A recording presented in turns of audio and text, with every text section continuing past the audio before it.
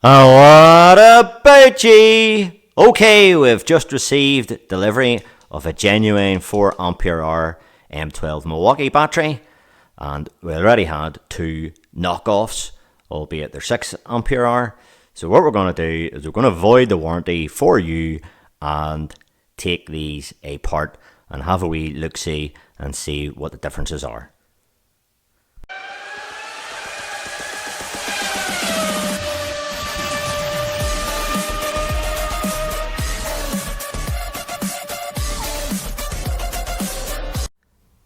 But before I get into that, I didn't think I would have had to do this segment, but I'm going to add it in. So this is a bit of a clarification.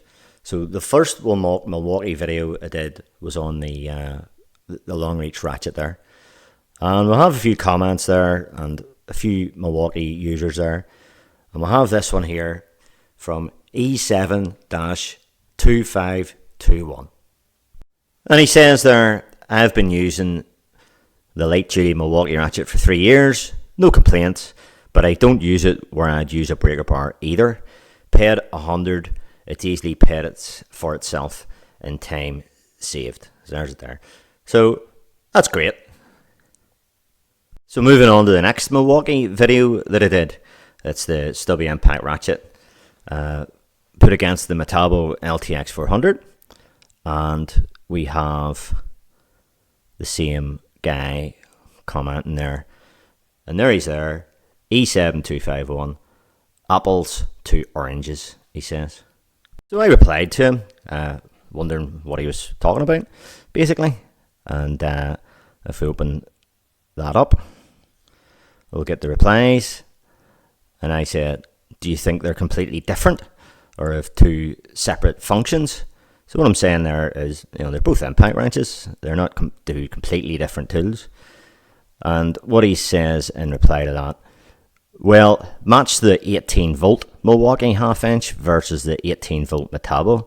If it's performance you're talking, it's a 12 volt compact tool, and it's not bad. I just don't see the similarities between an 18 volt full size Metabo and a 12 volt stubby. I have no idea how the Chinese Metabo are, but they are a little more matched to the prices of the Milwaukee's. In brackets, I am definitely not criticising German-made Metabo tools. Okay, and I was a wee bit perplexed by that, why he's saying that. I replied then, I am comparing build quality and price between these tools.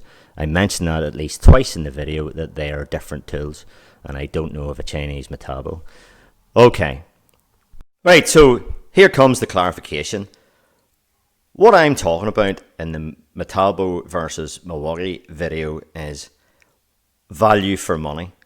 What you can get is a German-made tool for a similar price as a 12 volt Milwaukee tool that's made in China, and to me is of inferior quality than the German-made tool. That's it. They are two different tools, and I say that here. And you're going, everybody's going to say, well, they're two different things there. You can't make a comparison. And again, here. Now, you might say, but that's a stubby, it's a different tool and all that. And yes, and then I go on to say, if that is what you want, then by all means, go for it. By all means, if that's what you want, go for it. Well-known retailer in the UK, and they're selling that wee stubby Metabo there, the 3/8 380 meters, for $149.99 including VAT, 150 quid. And I paid 145 for the Metabo, in both cases body only. So what I'm saying is that tool is a better buy than that tool. That's it. And I go on to prove the durability, the build quality, the usability of it over this German-made tool, over this Milwaukee China-made tool. Now, if you're going to get hung up on power, I also go on to mention, here is a far more powerful tool. And it's cheaper than that. If it's power that you want to go for this air job. and it's more compact. It's even more compact than that stubby. So I go on to say that, and I'm not comparing that to that either. Obviously, that's battery and that's air. They're two different things. I'm talking about bang for your buck, what you get for your money. That's what I'm talking about. And the whole video is about proving that. It is not just performance. Performance is an element, and I'm saying that this outperforms that. You know, I just don't understand. Do you not watch the thing? Before you comment? Right. I'm going to leave it at that. Okay, so on to these batteries here, and we have two knockoffs. In the previous video, I did give you a quick preview of the inside of one of these, and we saw that there was Samsung batteries in it. And first of all, we'll go into prices. So why would you buy these knockoffs? Well, here we go with the prices. I paid $34.89 for two 12-volt, 6 ampere hour replacement batteries for Milwaukee. So that's $17.45 per unit. Okay, doke. So that established. So this is a genuine Milwaukee 4 ampere hour jobby here, and what did we pay for that? We paid 44 quid for the genuine. For a genuine 6 ampere hour battery, now this is just the one, is around about 60 quid.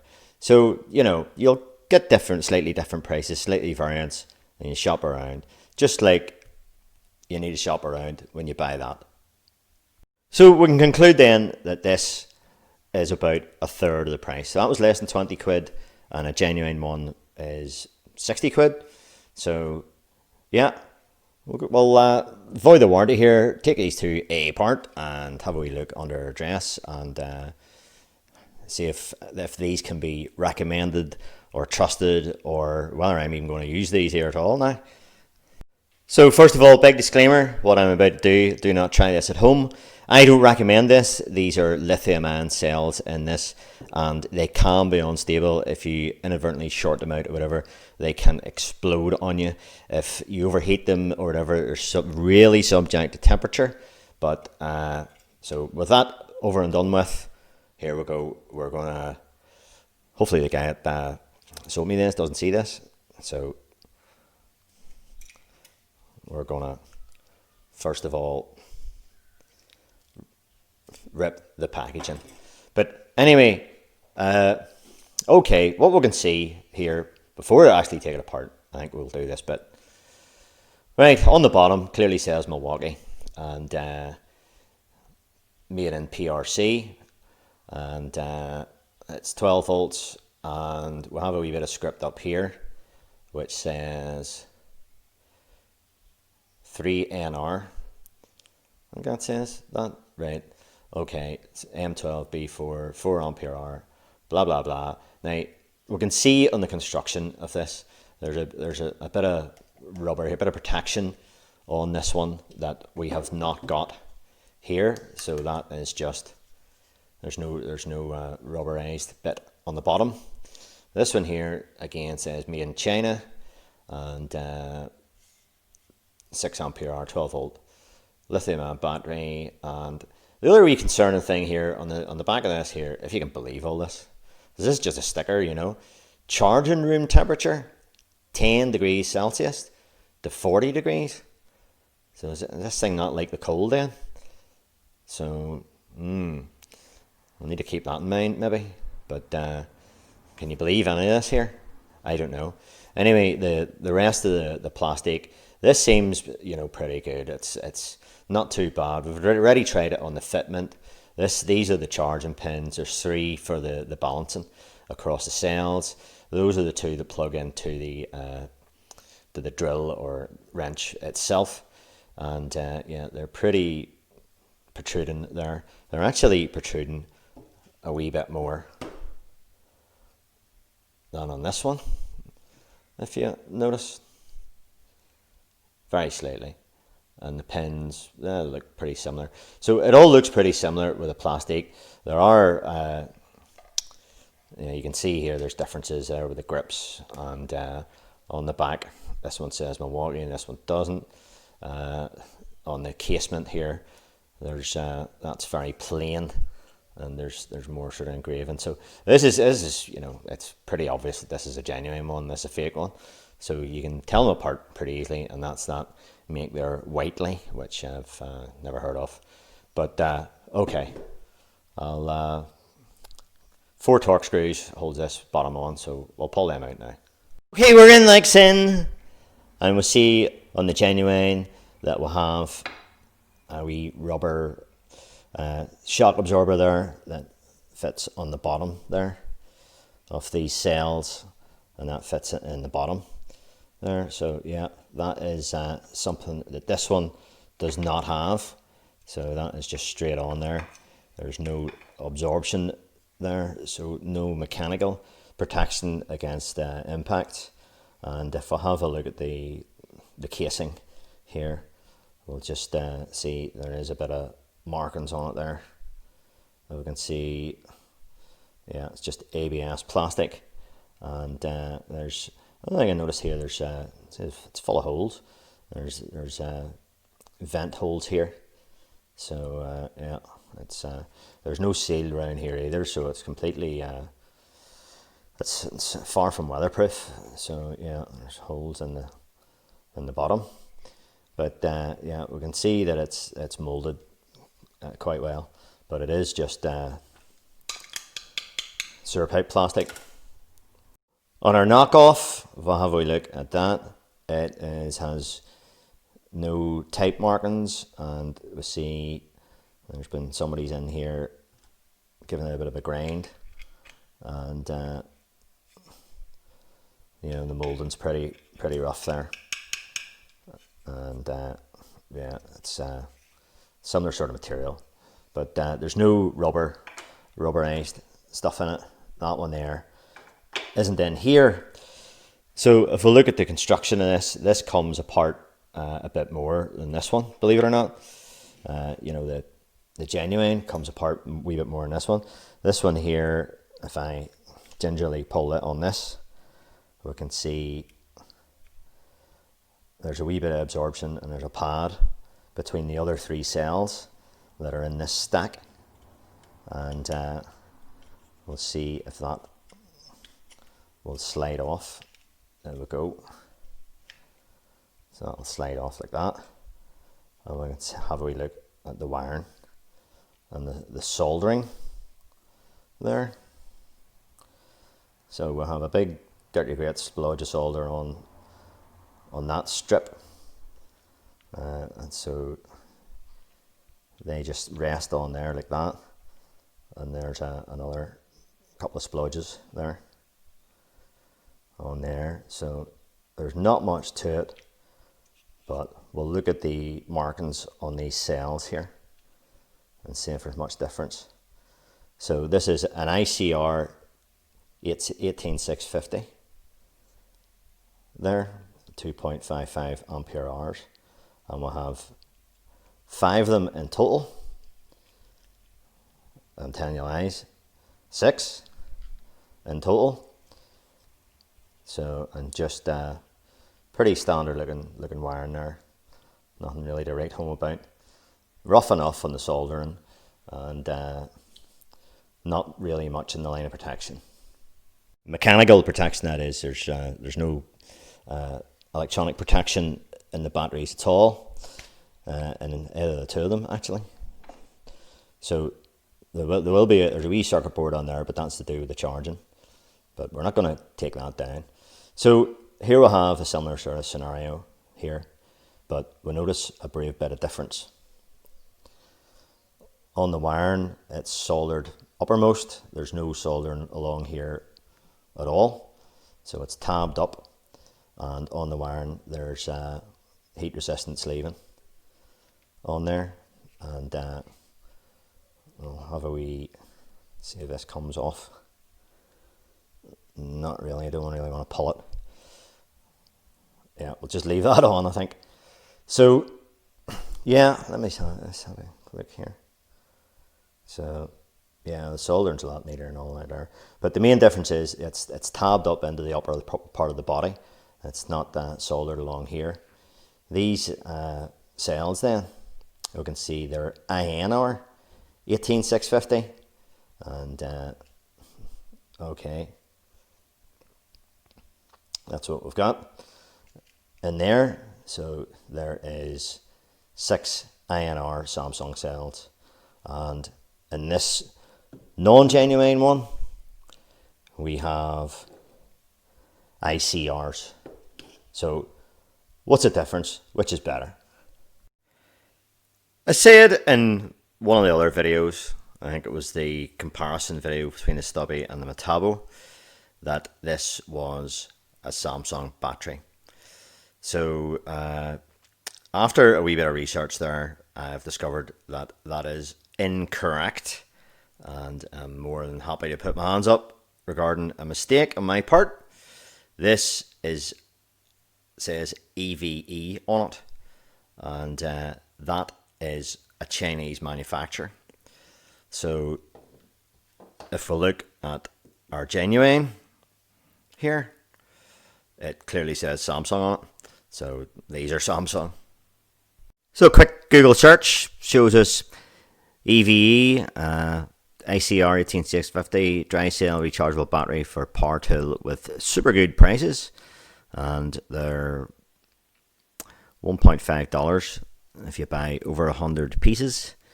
And there we are. Place of origin, mainland China. And again, quick Google search, that's that company there, EVE Energy, and that's their website. So they make a lot of lithium batteries in mainland China. So they seem to be quite a big company, do a lot of stuff there, but they are not a Samsung. That are in the knockoffs. It's this EV Energy is in the knockoffs, and there's the Samsung cells are in the genuine. So I'm going to talk a wee bit about the chemistry of these, the difference between an ICR and an INR. But I just need to state that I am no expert in chemistry, and I'm basically just going to read out what I've found on the net, and take out of it what you want. So without getting into the chemistry too much of the composition of these cells here, ICR, which is what's in the non-genuine one, ICR stands for lithium cobalt oxide, and the chemistry of the genuine one, which is INR, and that basically stands for lithium manganese nickel. So they're both got lithium in them, but they both have different mixes of different chemistries, you know. So which is better? Well, both have advantages and different disadvantages over each other. To cut a long story short, I'll just tell you that the ICR, it delivers the highest specific energy of any of the 18650 battery chemistry, but it is the most dangerous. So there is high current discharging, and you can't safely discharge them at a higher current than their milliampere rating. So you should really have protective circuitry with that. So I don't know whether there is any protective circuitry in the top of it, but these are the most dangerous and the cheapest. The INR there, as the name suggests, that adds nickel to it, and it making it sort of like a hybrid, and it combines then safety and very low resistance of the manganese with the high energy of the nickel. So it gives you a high capacity, high discharge current, and it's pretty stable, and you don't need then expensive built-in protective circuits with this type. So this is a way safer than that, and yeah, that would be the high end battery in comparison to that. So I think that's really basically it in a nutshell. What more can I say? With that said, I don't recommend these. I can't. How could you? And if you're gonna, put a load on your gun, and you're gonna be using it, a lot, don't use these batteries. That's what I'm getting out of this. So I did look up, I got a bit of that script there from the websites there, and it's a very general overview of the difference between ICRs and INRs, but the difference is pretty phenomenal. So yeah, that one there, what was that, £44 or something for that 4 ampere hour one, and it was a tenner dearer than 2 of these. So that one there and that one there, that one was a £10 dearer than these 2. But this is by far a different unit completely. It is not the same. They are using older, cheaper, less stable cells in this unit, and that's why it's cheaper. So guess what, guys? You get what you pay for. And that's what it boils down to. For safety, for risk of overloading this, right? I don't think I'll be using them. So it doesn't matter about the warranty on these. Maybe use them if I'm stuck, if this one here goes down on me or something. And but I think I have genuine 2 amp hour ones here. So certainly between that 4 and those 2 amp hour ones, I think that'll maybe do me with these Milwaukees. And obviously I have my other tools as well. So there you are. In conclusion, don't bother. But it's entirely up to yourself. And yeah, I don't suggest you take them apart to have a look either. You can if you want. It's entirely up to you. Don't become the me if the thing blows up in your hand. And with this one here, it's better built. It's there's a wee bit of impact resistance in it. There's the wiring's far better. The soldering's far better. There's thermal sleeving on the wiring. It's and the cells are completely different to that. So if anybody says they're the same thing, they're far cheaper, go for it. Well, they're certainly not the same, and nowhere near the same. So yeah, these are hit and miss. As I said before, you don't know what you're going to get. You may get some of these and then maybe have those cells in them, or maybe it's a used genuine one. If you want to save a bit of money, maybe you're better buying a used genuine one. But definitely, I think that speaks for itself. So, okay, that's it. Many thanks for watching. Yeah. So, disclaimer again: don't be doing this. Don't try this at home. And yeah, I'm taking a risk here, but I have my safety squints on and stuff like that in case this goes. I do have bare hands, as you can see. I don't have my electrical gloves on because it's just too intricate to do it with that. But so I am taking a risk, and I have voided any warranty, as you can see. So there is a significant difference, and there you are. Hope you enjoyed that. Many thanks. All the best. Cheerio. Bye.